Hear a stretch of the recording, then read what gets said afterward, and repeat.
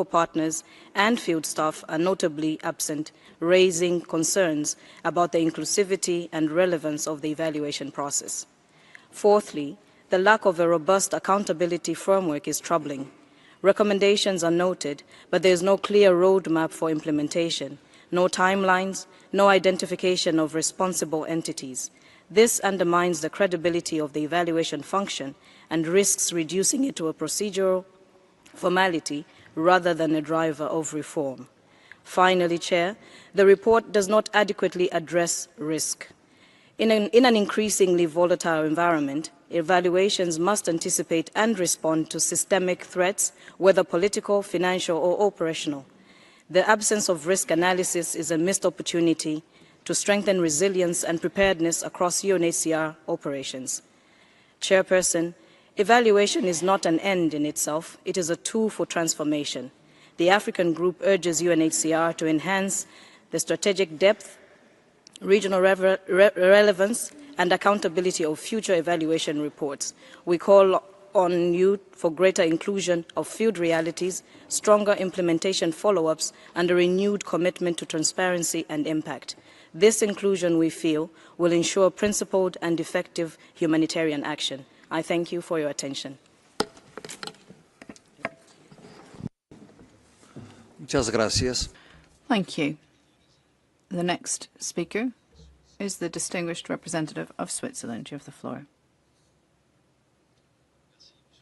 Thank you, President.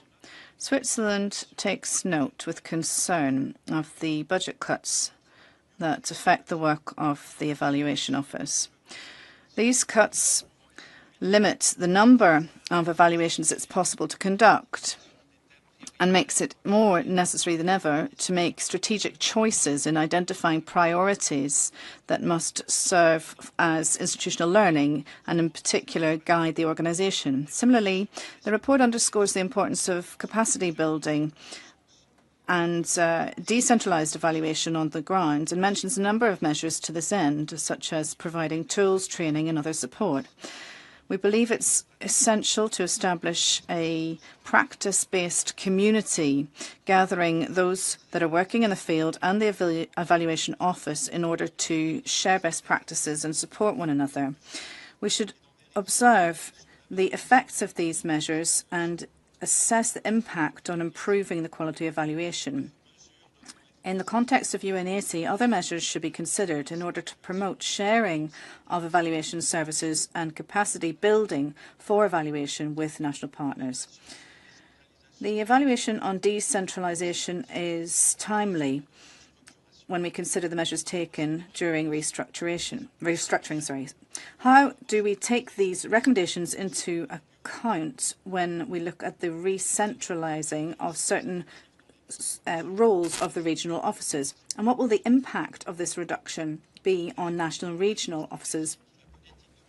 In spite of strategic orientations, the policy for preventing gender-based violence lacks clarity, and its take-up has been limited. The reasons for this are the exhaustion of staff and the difficulties in funding and a lack of coherence. The application of such measures is often compromised by lack of resources. With the recent cuts, and in light of the finding that the administration does not always give satisfactory follow-up to the findings and recommendations of evaluations, how does the UNHCR intend to pursue the 8 recommendations from the Evaluation Office on this topic? And what about the follow-up for recommendations as to the call centres in the Middle East and North Africa? Evaluations on urgent action and national strategies demonstrate the importance for UNHCR to apply lasting response. The UNHCR must focus on its standard-based role and supporting strengthening of national systems and focus on direct action on the ground as much as possible by using national systems. Finally, we would like to know how the Evaluation Office will contribute to the thinking process of the UNHCR vis-à-vis the new strategic directions from 2027 to 2032. I thank you. Muchas gracias. Thank you very much. The next speaker is the distinguished speaker from the Russian Federation. Спасибо, председатель. Thank you, Chairman. Всем доброе утро. Good morning to all. We thank the Evaluation Office for the work carried out to improve the quality of programs and activities of the UNHCR. To what extent has the restructuring of the organization had an impact on the Evaluation Office? Is there any adaptation of these strategies planned to adapt to the new realities? We would ask the UNHCR leadership to comment to what extent the recommendations relating to the evaluation of the reform of decentralization has been carried out, and to what extent these conclusions are being used in the implementation. We note with satisfaction the inclusion of a report on the forecast for the future outlook. We expect that this will allow for a timely integration of prospects in terms of developments for evaluation. And that would include in the context of various reform initiatives. We would be grateful for your views on the way in which the results of evaluation activities are taken into consideration when developing and discussing reforms, in particular within the context of UN80. We would ask the Evaluation Office to consider the possibility of carrying out an analysis of the sustainable management of programs, as well as the reorganization of the UNHCR. And separately, we express our gratitude to the Evaluation Office for the publication of the key indicators of effectiveness. Thank you. Key performance indicators. This clearly improves the accountability and transparency of operations of the evaluation function. Thank you. Muchas gracias. Thank you very much. The next speaker is the distinguished representative of the United Kingdom.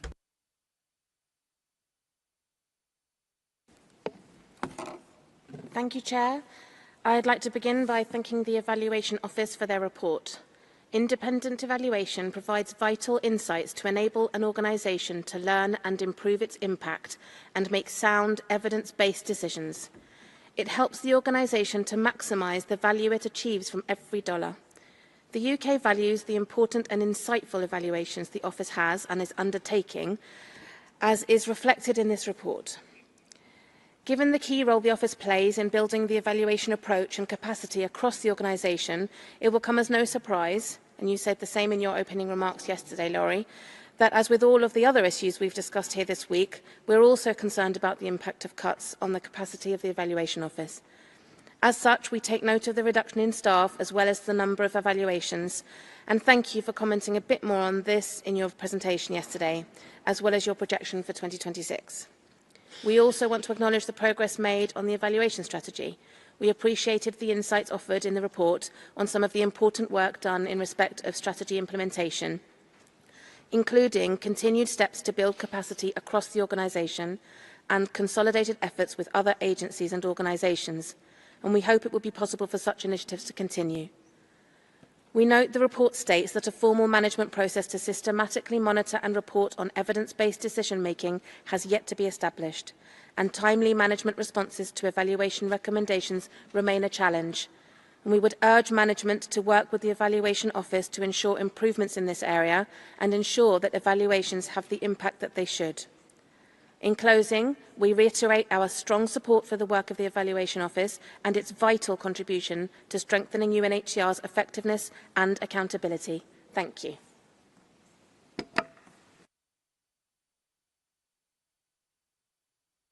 Muchas gracias. Thank you very much. There are no further requests for the floor. So I would ask Mr. Abel to respond to the comments made by the delegations. You have the floor. Thank you, Mr. Chair. First of all, thank you very much to Zambia and the Africa Group for their comments. I couldn't agree more that evaluation is not an end to itself, but a tool for transformation.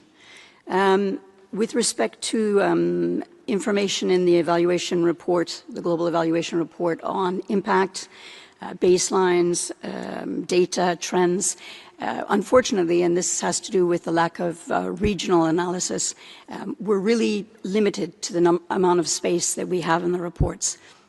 This year, everyone was asked to cut their reports by 20% because of the cost, the high cost of translation into official languages. So you'll see that the annexes that usually accompany the report, the annex that of completed evaluations, of planned evaluations, and indeed the KPI table, key performance indicators, they're not in your reports. They're actually on our website. So if you noticed that they were missing, that's where you'll find them, and that was purely for financial reasons. So on regional analysis, we have actually just completed a regional analysis of evaluations in the Africa region, and I'd be very happy to organize a specific briefing with the Africa Group on this publication and some of the key learning. We have less evaluations in other regions. We have quite a few in the Americas, less in Asia Pacific and in MENA and in Europe. But we always reach out to member states. So Mauritania will remember that we had a briefing. They were involved from the beginning of the evaluation, the country strategy evaluation, right through to the end. And we had a briefing at the end between Mauritania and Geneva. Republic of Korea, we've had conversations right from the beginning of that country strategy evaluation. So bilaterally, we're trying to keep member states informed about evaluations in their countries. But always happy to provide additional briefings. And on impact and data, I think you'll find that if you look into the individual evaluations themselves and often into the annexes where there's a lot more data, that you'll see that we're doing a lot to try and tease out where there's credible evidence, information on the impacts of UNHCR's work and the changes that it makes in the lives of people. A case in point would be the Mali country strategy evaluation recently, where we were able to use the results monitoring survey data to really tease out impacts in terms of increased access of displaced people to services, health, education, etc. On the translation of the recommendations into action, I think I'll leave that for said colleagues to respond to. But just on, there is actually a roadmap for the implementation of recommendations. Every evaluation has a formal management response, which is published beside the report, which indicates whether management agrees with the recommendation, fully, partially, or not at all, and the actions that they plan to take, and the deadlines for implementing those actions. What we're missing is not the management response. What we're missing is a system for knowing whether those actions actually happened afterwards.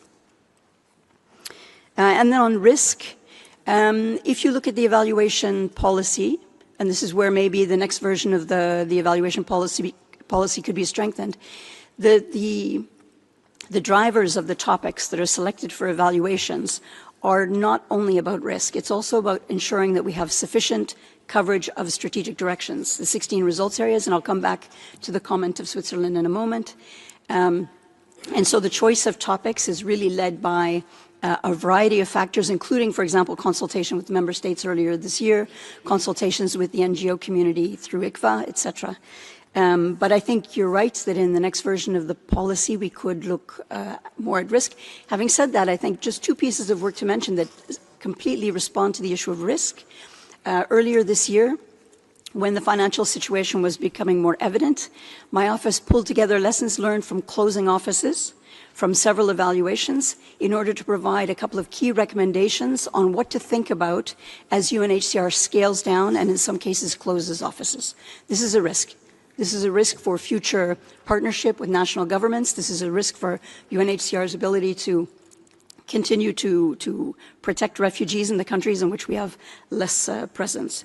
And the second piece of work that we've started just recently, and again, this was a topic that was proposed by member states during the consultation in Q1, and that's an end-to-end review of how UNHCR is managing tightly earmarked donor funding. Thank you very much for the comments from Switzerland. Yes, we're concerned also about the budget for the Evaluation Office. As the report said, we're quite a small team. There are 11 international staff, and we're now down to 8. We've managed to keep, in terms of regional support, we've managed to keep 3 regional senior evaluation officers who each cover 2 regions. So, for example, our colleague who covers Eastern Horn of Africa, Great Lakes, now covers Eastern Horn of Africa, Great Lakes, and Southern Africa. So we're doing our best with less capacity. We have a community of practice. It was set up 2.5 years ago with DSPR because, of course, M&E are very closely linked. So we have a monitoring and evaluation community of practice that exists co-chaired by DSPR and by the Evaluation Office. And we try to adopt a mentoring approach for all the staff who need to manage evaluations to be able to support and exchange practice between offices. I'll leave, again, the follow-up on the use of the DNR, decentralization and regionalization evaluation recommendations to others and the GBV as well. On the call center evaluation, that evaluation was just finished. The management response it's not overdue. It hasn't been submitted yet.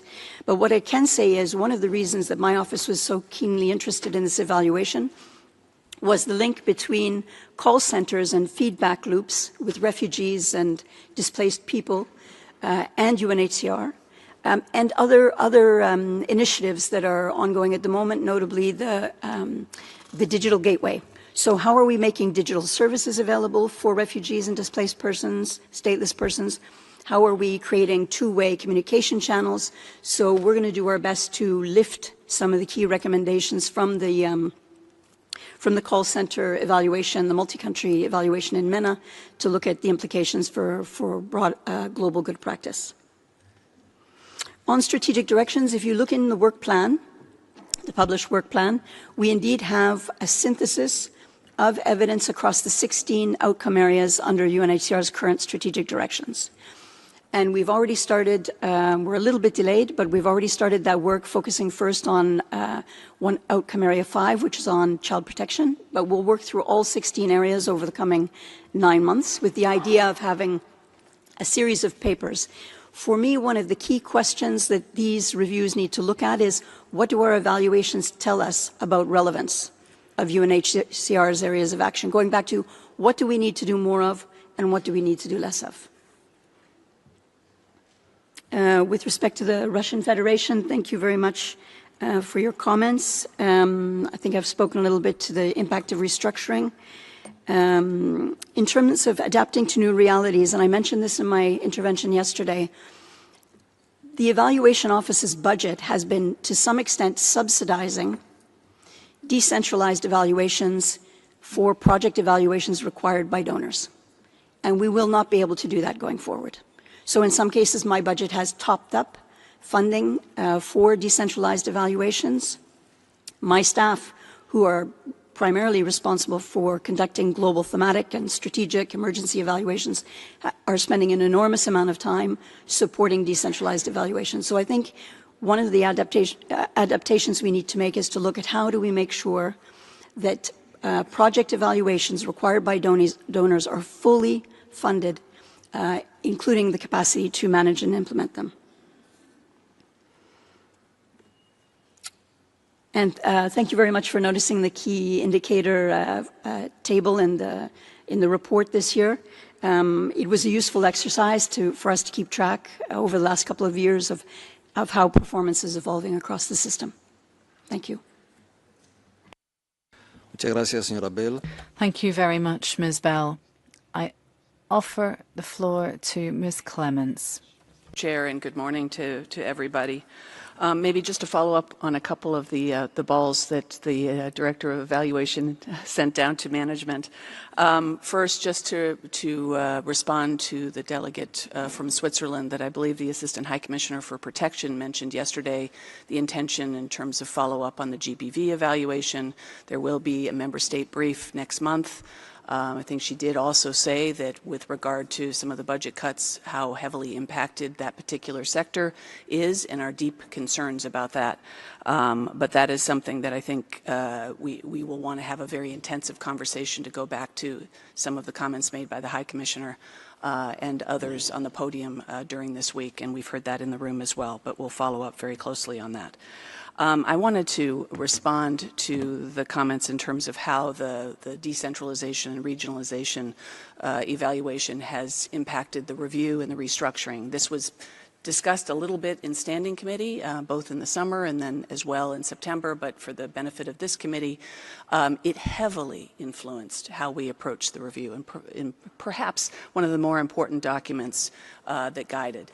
What we have tried to do in terms of this very difficult review and restructuring is to ensure that the core principles that establish that decentralization, particularly to ensure the region and context-specific nature of the way that we have devolved decision-making closer to the people that we work with and for, does not change.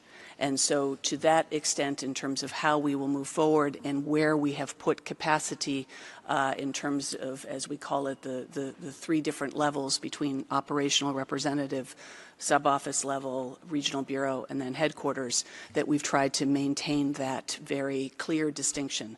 Where we are seeing, because of how severe some of the cuts have been, is the specific technical capacity that we had hoped very much to have that context specific embedded in some of the operations, or if that was not possible at the regional bureau level, we are finding now as we're doing the gaps analysis and the like, that a lot of that capacity is no longer possible to retain at the level of operation, or in some cases even at the regional bureau level.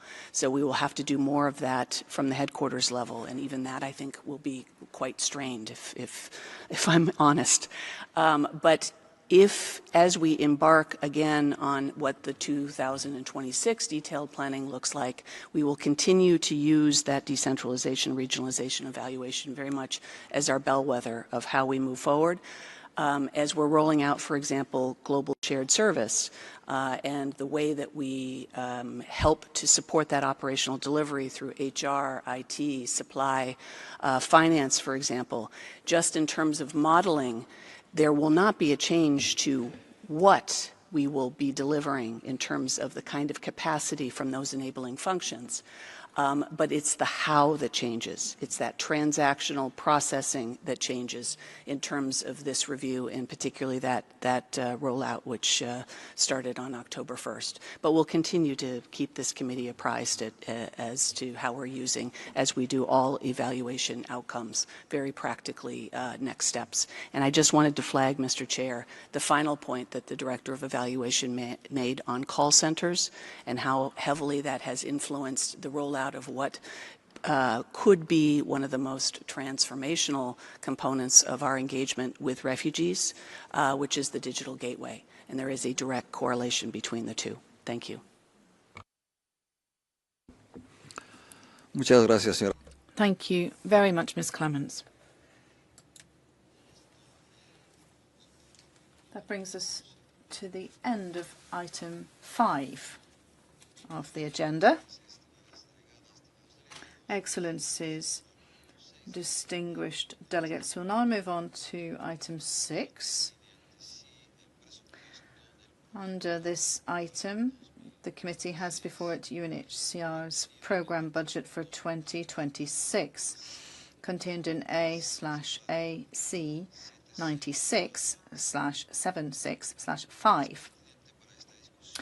Also relevant to the discussion is the report of the Advisory Committee on Administrative and Budgetary Questions, ACABQ, A/AC 96/76/6. I would like to remind delegations that the programme budget was initially reviewed at an informal consultative meeting on the 26th of August, as well as at the 94th meeting of the Standing Committee in September. You also have before you the text of the draft general decision on administrative, financial and programme matters, which was discussed in an informal preparatory consultation on the 5th of September. I would like to welcome to the podium the Chief Financial Officer and Controller in the Division of Resources Management, Mr. Hans Barrit, as well as the Rapporteur of the Executive Committee, Ms. Lisa Advani. As the Deputy High Commissioner already made comments on the Programme Budget 2026 under Agenda Item 4B, we will move straight into the discussion. Therefore, the floor is now open for any delegation wishing to intervene on this agenda item.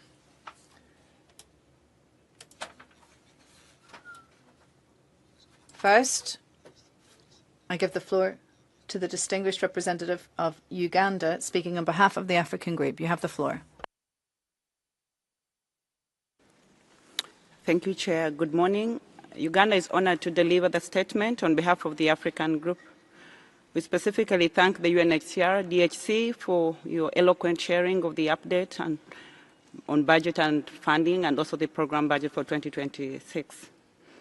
Africa, as a host to over 50 million persons of concern to UNHCR, remains very interested in the budget of the UNHCR, and therefore from the outset supports the adoption of the budget decision of 2026 by consensus.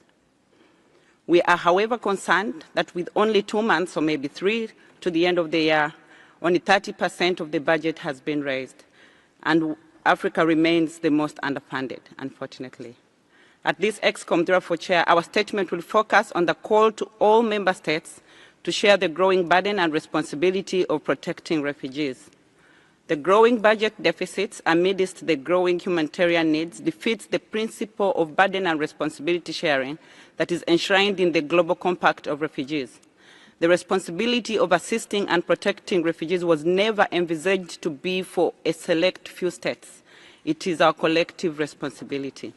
And this is why, out of all UN agencies, we believe the reason why the High Commissioner for Refugees is appointed by the General Assembly and is indeed required to annually report to the General Assembly symbolizes the global duty of his mandate. And we therefore call for all of us to have and support the mandate of the High Commissioner for Refugees. In that vein, the Africa Group is proud of the part that we are playing. The in-kind contribution of land, infrastructure, services and security have an unmeasured monetary value that should remind all our partners that the burden we shoulder is equally heavy and should be shared. That said, we appreciate our partners that remain committed to donating in a timely, predictable and sustainable manner towards easing the burden on the hosting countries. We are even more grateful to the donors that provide an earmarked and flexible funding that has enabled timely response to the most in need. Chair, considering the growing burden on hosting countries amidst the declining funding, we cannot continue business as usual. We must prioritize finding durable solutions. This will require us to address the root causes of forced displacement, silence the guns, and stop fueling conflict, and then show up later as a matter of humanitarian intervention. To the UNHCR, we call for a more efficient way of doing business. We know you're doing your part, but we can do better. Address all the leakages that could result from duplication of services from your multiple partners. The UNHCR should also refocus, make sure the mandate and ensure savings to spend more on persons of concern than the administrative costs. We also call for a rethink on the human resource model of the UNHCR. The percentage of regular staff vis-à-vis affiliate staff should be revisited and maximize on flexible contracts that will save the organization large sums of money spent on terminal benefits. Whereas the African Group appreciates that the UNHCR mandate is delivered indeed through staff personnel, we note with concern that a big percentage of the budget services salaries of UNHCR and its partners. This is unsustainable. We are further concerned that less than 17% of the budget is spent on the actual interventions to persons of concern to the UNHCR and opportunities that will empower refugees like self-reliance and to become financially independent are left empty. How then will we be able to achieve self-reliance? Turning to the recent staff cuts and closure of some offices amidst the financial crisis, Chair, we appreciate and sympathize with the difficult position that the High Commissioner had to take or was forced to operate in. And we assure you of Africa's commitment to work with you to deliver better amidst the tough conditions. However, of significant concern to the African group is the decision that was taken without prior consultation of the affected member states to close the Regional Bureau of the Southern Africa, effective of 1st October 2025. The Regional Bureau of Southern Africa has always been the least funded, and in our view, its closure would not have significant savings. Going forward, we call upon the UNHCR to provide sufficient support to the multi-country offices in the region to ensure continuity in the work that was being done by the Regional Bureau of the Southern Africa. Finally, Chair, the African Group reiterates the call for equitable and burden responsibility sharing in addressing concerns of persons to the UNHCR and reassure the High Commissioner, Mr. Filippo Grandi, of our commitment to support the execution of your mandate. I thank you. Muchas gracias. Thank you very much. The next speaker is the distinguished representative of Zambia. You have the floor.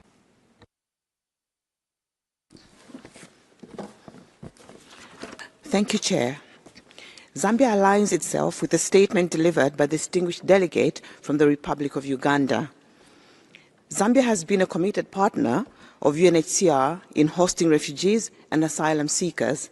However, over the past 5 years, a more than 40% reduction in UNHCR funding, exacerbated by global humanitarian budget cuts from key donors like the United States, has severely strained our capacity to sustain essential services in education, healthcare, livelihoods.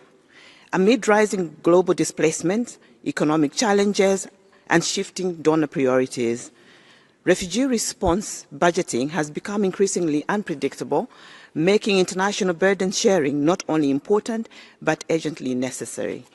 Chairperson, Zambia has made substantial government-led investments in refugee protection, demonstrating the true national responsibility and solidarity.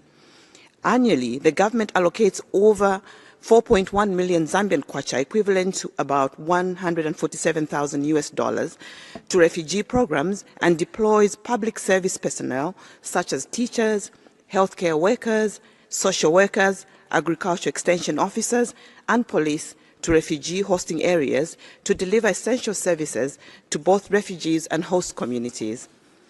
Our vision for refugee protection in Zambia is grounded in inclusion, dignity, and long-term solutions. Today, refugees in Zambia receive free legal documentation, including birth certificates that not only affirm their identity, but also safeguard their rights under the law. We have extended universal health coverage to refugee populations, ensuring that even the most vulnerable, such as those over 60 years of age, receive free health care just like Zambian citizens. And in education, refugee children are now fully integrated into Zambia's free education policy, removing financial barriers that once kept many out of the classroom and giving them a fair chance at a brighter future. Chairperson, however, these gains are now under serious threat. Over the past 5 years, Zambia has experienced a more than 40% reduction in UNHCR funding, compounded by a global cut in humanitarian assistance from major donors. This has placed tremendous strain on our ability to sustain essential services, particularly in health, education, and livelihoods. The impact is most visible in transit centers in Maheba refugee settlements, where new arrivals are now receiving no food assistance or basic necessities, no hygiene kits, no shelter materials, not even most immediate and life-saving supplies. The situation is not only unsustainable, it is quite frankly inhumane. Without urgent and predictable international support, we risk eroding years of progress. While Zambia appreciates the support from donor partners, it urges more timely and adequate funding. With UNHCR failing to raise the total amount for 2025, this situation is particularly worrying for Africa, which hosts over 50 million persons of concern. Zambia also expresses concern over the and consulted closure of the Southern Africa Bureau and the absence of a dedicated allocation for the region for the 2026 budget. Clarity is sought on how Southern Africa's needs will be addressed under the East and the Horn of Africa framework, especially as the region has historically received the least funding.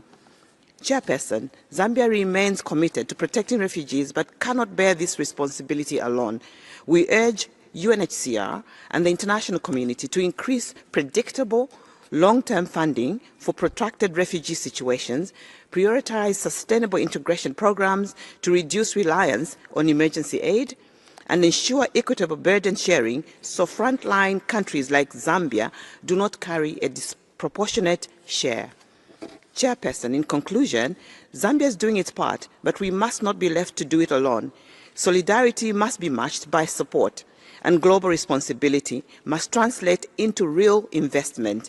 Together, let us protect the progress we have made and build a stronger, humane refugee response system for all. I thank you. Muchas gracias. Thank you very much. The next speaker is the distinguished representative of Uganda in the national capacity. Thank you, Chair. I'm delighted to come back in my national capacity. My government, my delegation aligns with the statement of the African Group delivered by Uganda. Yes, we all need to smile on this day. Chair, the budget of the UNHCR has in the recent past generated a lot of interest, and like you all know, it's of paramount interest to my government. We are interested in the budget of the UNHCR not because it's the Uganda government budget. That would be for Parliament, and that's where we would flex our muscles. In these streets of multilateralism, where we are allowed to put on our good suits and speak good English, and convince each other in the most diplomatic manner to explain what happens in our backyard where not many of you sit, that's what becomes interesting and tough for us. So in this item, we'll focus on two things. To explain why it's important to adopt the decision of the budget by consensus, and why it's important for member states to donate and share the burden through flexible contribution, and why it should be timely and predictable.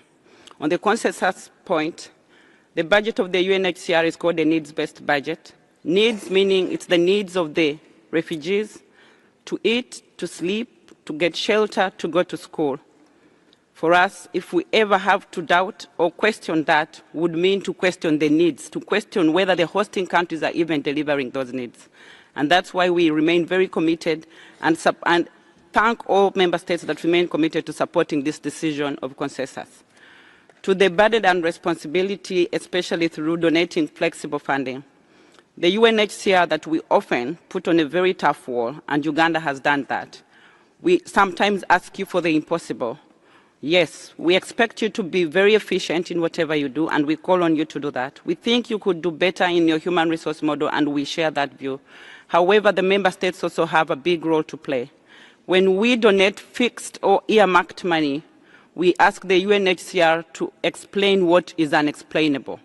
I think member states today need to think, like my minister said on the first day, if you're earmarking your contribution, you're asking hosting countries to earmark who we host. If you say your money is for GBV or your money is supposed to go to a specific region, a region that has got an emergency and needs immediate intervention is stuck and cannot benefit from this budget. And when we come and speak roughly or very seriously to Mr. Filippo Grandi and ask him why his budget is not delivering, I think we are pushing forward double standards. We are asking you what you cannot do. And for this, I want to appeal to member states, to colleague states, that we need to do our part and share and contribute flexible, timely funding, and then hold them responsible on that part. On the bit of burden and responsibility sharing, the African statement was very clear on this. Hosting countries have done so much. We continue to keep our borders open. We continue to share the little. Our fragile infrastructure has been torn. Our borders are very porous and fragile, and yet we have not prioritized defense. We have not prioritized our nationals or our citizens' interests. We have prioritized humanity. And today we appeal to everyone under this budget item that if we can support the UNHCR budget with flexible and earmarked, predictable and multi-year funding, you will be prioritizing humanity, and humanity feeds into security, and it guarantees your defense. I thank you. Muchas gracias. Thank you very much. The next speaker is the distinguished representative of the USA. You have the floor. Thank you, Chair, and thank you, Deputy High Commissioner, for your presentation, your earlier presentation on the program budget. UNHCR plays a vital role in addressing the growing challenges of global displacement. And it is for this reason the United States supports the adoption of the 2026 budget by consensus. Colleagues, the persistent gap between UNHCR's approved budget and actual income remains, however, a significant concern. While we welcome the agency's recent structural reforms, measures thus far have been insufficient to address the widening gap between UNHCR's approved budgets and the resources it can truly raise. We urge UNHCR to present a 2027 budget that is realistic, achievable, and prioritized. This means clearly identifying and focusing on core mandate activities, particularly life-saving interventions and solutions to displacement, while defining what activities will be scaled back or discontinued. It also requires aligning the budget with realistic resource projections to avoid overpromising and under-delivering. Furthermore, UNHCR must engage donors early in the budget process to build confidence. The time for wishful budgeting is over. UNHCR must demonstrate discipline, accountability, and a genuine commitment to reform. Only then can we build a humanitarian system that is sustainable, effective, and capable of meeting the challenges of our time. For decades, the United States has shouldered a disproportionate share of the global humanitarian burden. This model is unsustainable and unfair to American taxpayers. The time is right for change, and we can do better together. Thank you. Muchas gracias. Thank you very much. The next speaker is the distinguished representative of Ethiopia.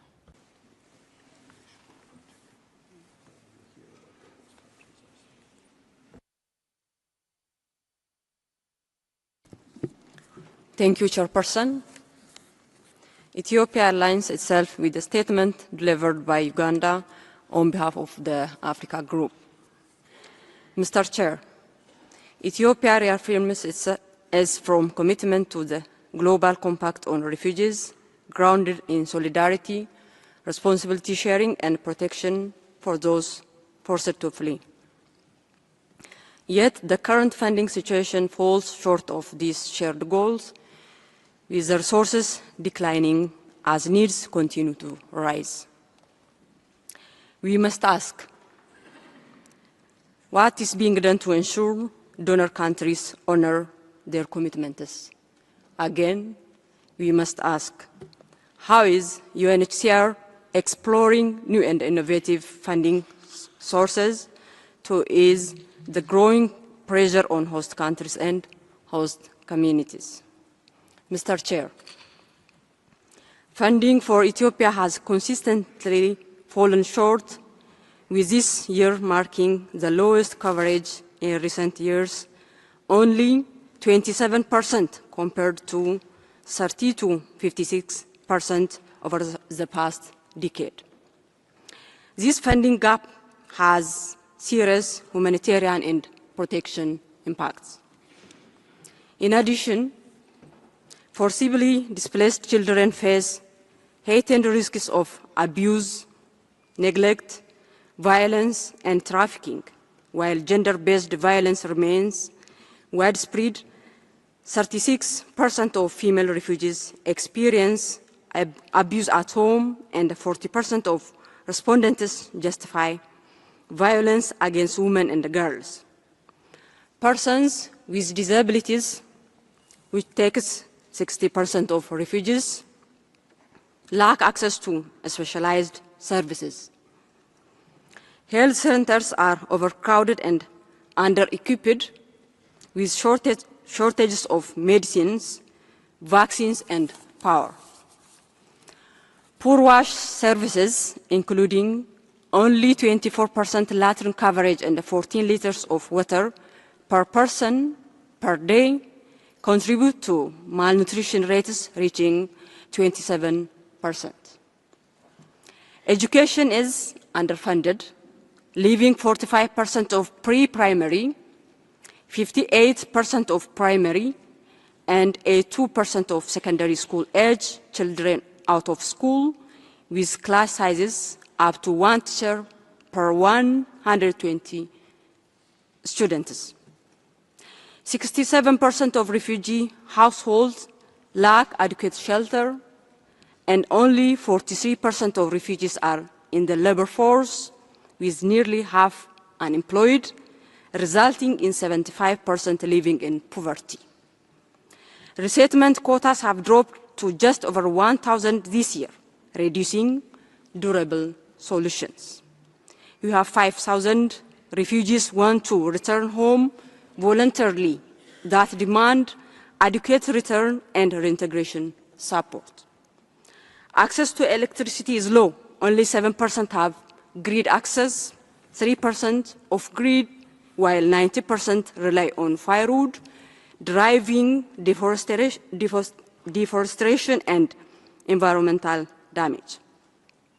The funding shortage undermines protection, education, health, livelihoods, and the sustainability of refugee and hosting communities.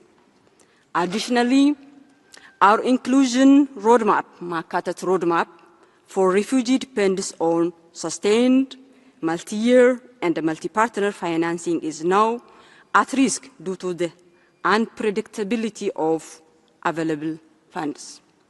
Mr. Chair, Ethiopia calls on all partners to work together to help refugees become more self-reliant. Lasting solutions need better planning, local action, and stronger support from development actors, financial institutions, and the private sector, not only from UNHCR and hosting countries. We must ensure that progress achieved is not reversed because of funding shortages.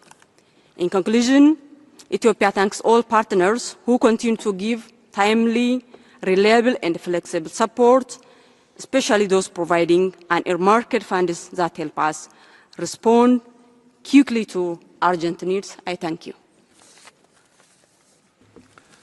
Muchas gracias. Thank you very much. The next speaker is the distinguished representative of Denmark. You have the floor. Thank you, Chair. Denmark supports the adoption of the budget proposed for 2026 and agrees with Uganda on the importance of adopting the budget with consensus. We also share the concerns about the proposed cuts to UNHCR's 2026 budget as expressed by several member states this week. The forecasted 20% reduction will impact UNHCR and those it serves not only in 2026, but in years to come. This situation, it is imperative to focus efforts and resources where they matter the most. UNHCR's core protection mandate is unique and cannot be managed by other agencies. We therefore note with appreciation that, despite the forecasted 20% budget cuts for 2026, funding for protection-related outcomes is upheld. We call on you to ensure that this remains the case once funding becomes available. The starting point for proper prioritization is obviously a thorough understanding of actual needs across all displacement situations. However, with uncertainty at unprecedented levels, it is more important than ever that the process is guided by a realistic assessment of available financial resources and capacities across the organization, along with a clear strategy that sets a coherent course for the entire organization. Further, we encourage UNHCR to engage in a close dialogue with member states as the strategy is set and as priorities are determined and budgets adjusted accordingly. This will help inform decision-making and sound risk management.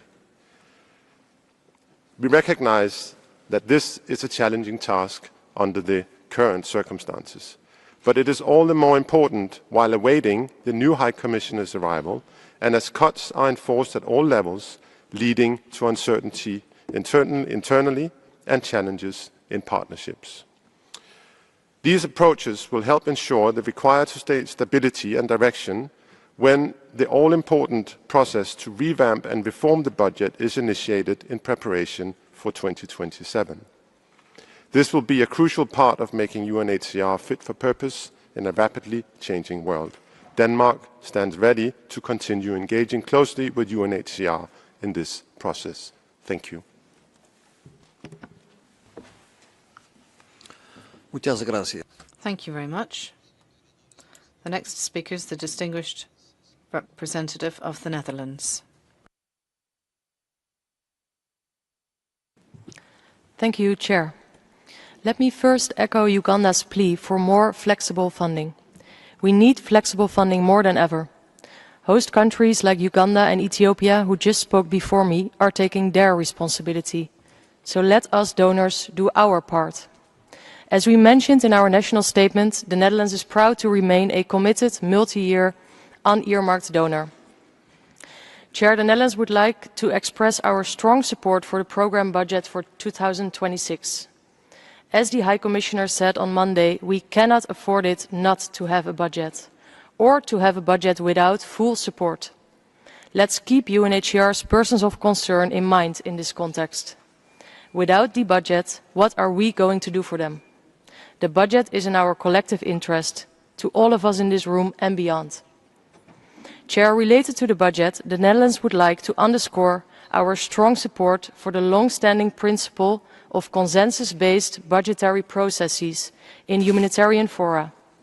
We strongly oppose any challenge to this principle, including through any reconsideration of textual proposals that have not previously received support. I thank you.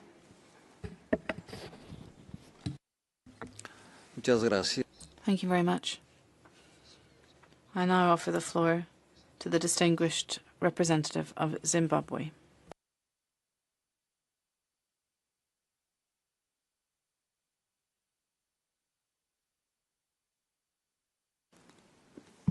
Chairperson, Your Excellencies, High Commissioner Mr. Filippo Grandi, distinguished delegates, thank you for giving Zimbabwe the floor. Zimbabwe aligns with the statement delivered by the distinguished representative of Uganda on behalf of the African Group. Chairperson, we express our appreciation to the UNHCR for preparing the comprehensive report under this agenda item. We take note with deep concern of the shrinking funding space, which has been reductions in budgetary allocations in areas of critical importance to our region. The trend in the UNHCR budget cycles in the last few years has seen a widening gap between humanitarian needs and available funds, and this year's situation is further compounded by the financial crisis that has affected the entire UN system. Chairperson, it is at such a time of severe financial strain that we need alternative ways of mobilizing resources. As a host country negatively affected by the impact of unilateral coercive measures over the years, Zimbabwe has been implementing self-reliance programs with the support of the private sector to build resilience among refugees. Among several other initiatives, the government of Zimbabwe has availed a 175-hectare irrigation scheme benefiting over 470 households at Tongogara refugee settlement, and has to date availed over 8,000 metric tons of cereal in response to the call for humanitarian assistance by the United Nations General Secretary. Chairperson, Zimbabwe has and will continue to work with the resources at her disposal in order to meet our international obligations. We appreciate the financial donors who continue to avail an earmarked and flexible funding to enable UNHCR to respond to emergencies and the crisis situations. We equally call upon the international community to help ease the burden shouldered by hosting states, many of whom are from developing countries. Finally, concerning the implications of the closure of the Regional Bureau for Southern Africa and the downsizing of operations to national offices, Zimbabwe looks forward to working with the UNHCR to ensure continuity in operations and uninterrupted support in refugee protection.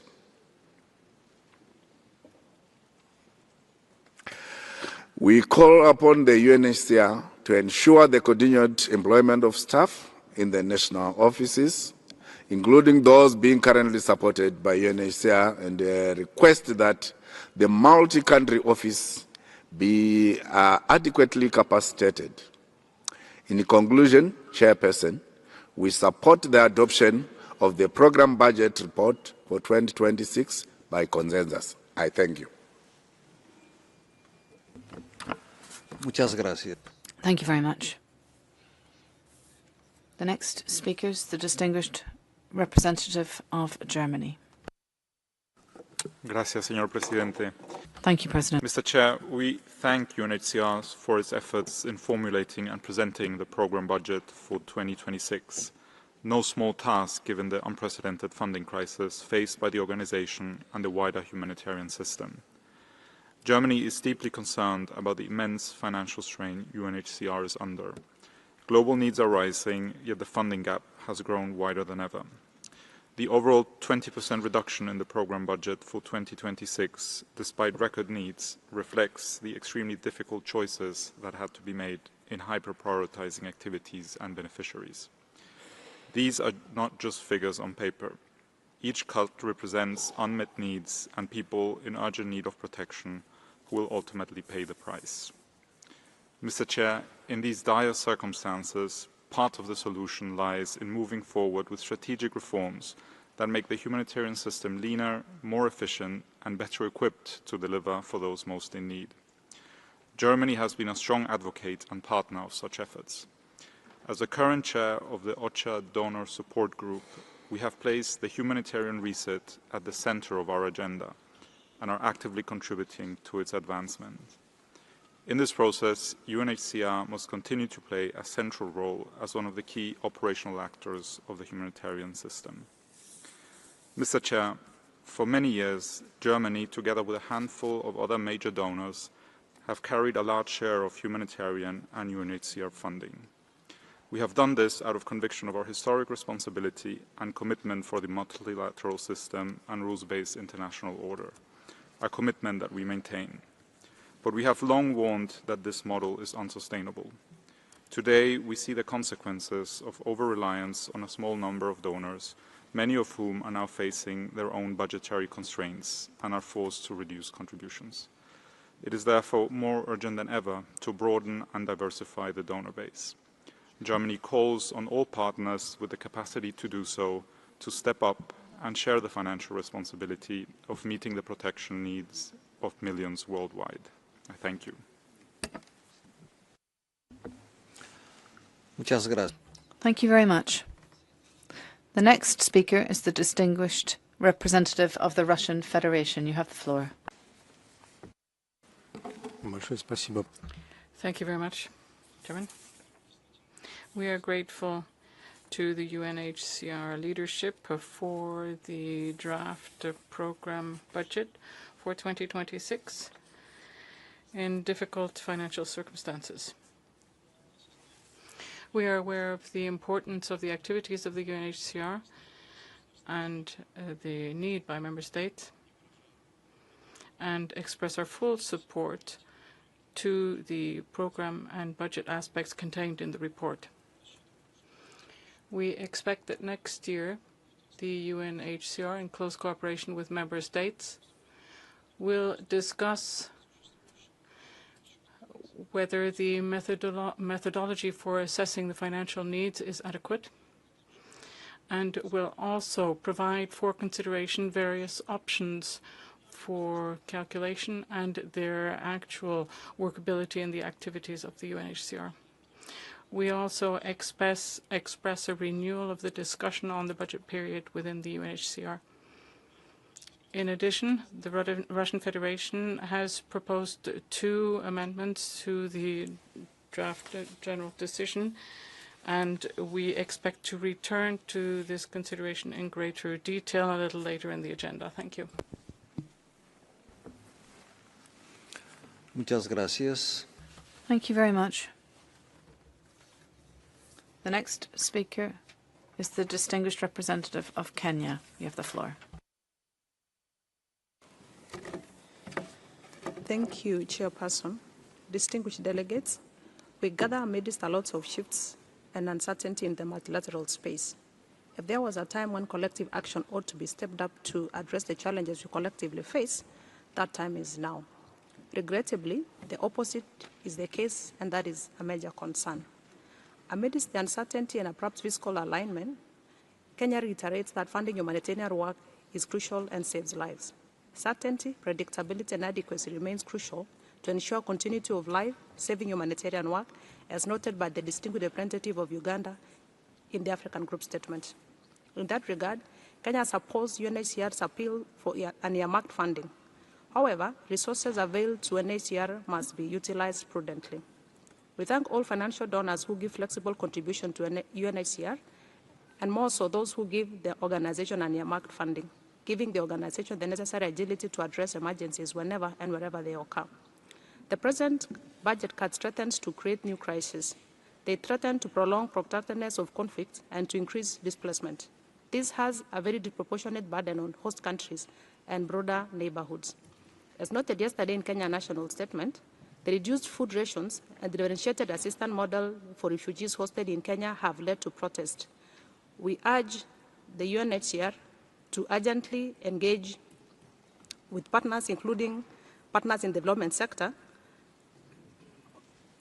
that's the sector on food security and in broader chain to activate livelihoods. We are concerned that the cuts in crucial sectors like education threatens to expose more children and young people to recruitment to armed groups and terrorist organizations, thus amplifying insecurity and creating more displacement. It also robs them of their livelihood and their futures. Cuts to water, health, and sanitation pose possible public health risks, which might affect the wider population beyond the refugees. The funding cap for 2025 stands at a very disturbing 62.9% at a time when humanitarian needs are at an all-time high, with the number of persons projected at 136 million in 2026.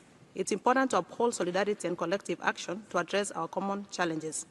We would like clarity on the 2026 budget being 2 billion lower, while the needs are projected to be higher. For the Eastern Horn of Africa and the Greater Lakes region, Kenya continues to call for attention to optimal resources of impact area 4 on solutions. We take note of the very modest 2% increment in impact area 4 for 2026. Kenya has affirmed in previous briefings the necessity of ensuring resourcing of solutions. We urge UNHCR to ensure a balanced prioritization of financing solutions across all regions in collaboration with relevant partners to ease pressure on host countries and to facilitate voluntary returns and repatriation. Amidst the steep fiscal cuts, the pivot to sustainable responses must not place extra burden on host countries. We call for their attention and resourcing climate action as applicable to an UNHCR mandate, noting the immense environmental impacts of protracted hosting of refugees in Kenya. Ultimately, addressing the root causes that drive major humanitarian crises is essential, including working on peace. Peace remains a core foundation to prevent most humanitarian situations. In addition, there is no development without peace, and no peace without development. I thank you for your attention. Muchas gracias. Thank you very much. The next speaker is the distinguished representative of New Zealand. You have the floor.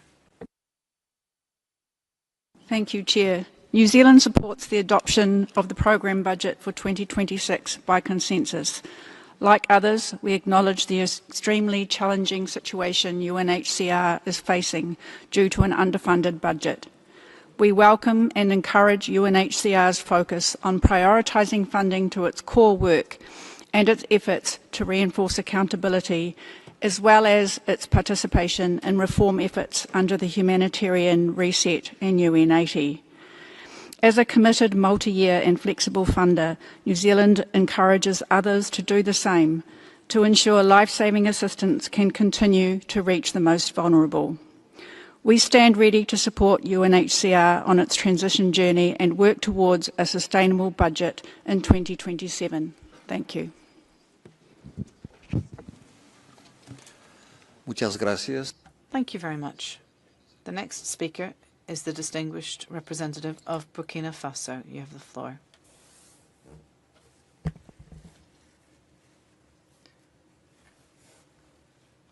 President, my delegation aligns itself with the statement given by Uganda on behalf of the African Group, and in our national capacity would like to raise a few concerns. First, I should like to convey to the High Commissioner all of the gratitude of the government of Burkina Faso for the constant support that the country has received from the UNHCR in implementing its policy for hosting and protection.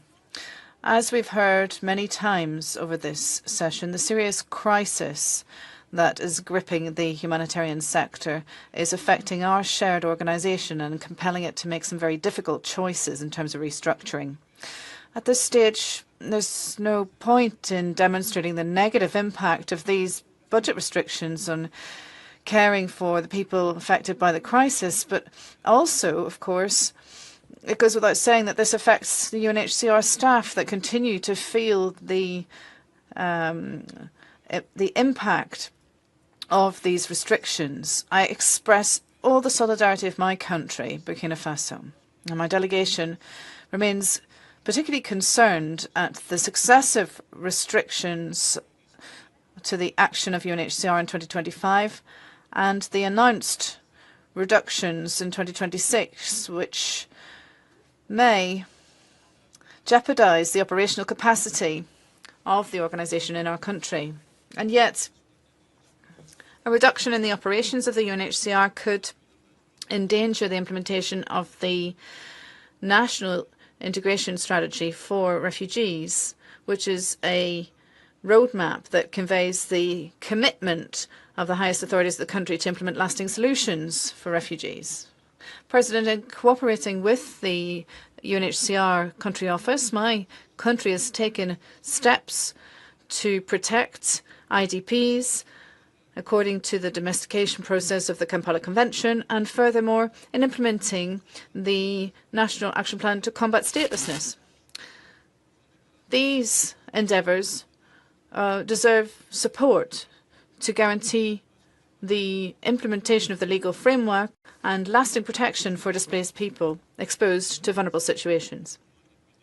Continuing support for the UNHCR and looking at the contributions of Burkina Faso is essential in order to ensure that we can curb the flow of displaced populations to neighbouring countries. President, in spite of a difficult security and economic context, Burkina Faso has remained faithful to its international commitments in terms of hosting and international protection. However, in a spirit of solidarity and burden sharing, we would call, on the one hand, for appropriate budget allocation based on the reality on the ground, and furthermore preserving the operational capacity of the UNHCR in Burkina Faso and in other countries within the Sahel. I firmly believe that maintaining a robust operation that is financed by the UNHCR will contribute, but in Burkina Faso and further afield, to the stability of the sub-region, and will also take into account the interconnected humanitarian challenges that we are facing. I thank you. Thank you very much. The next speaker is the distinguished representative of Sudan. You have the floor.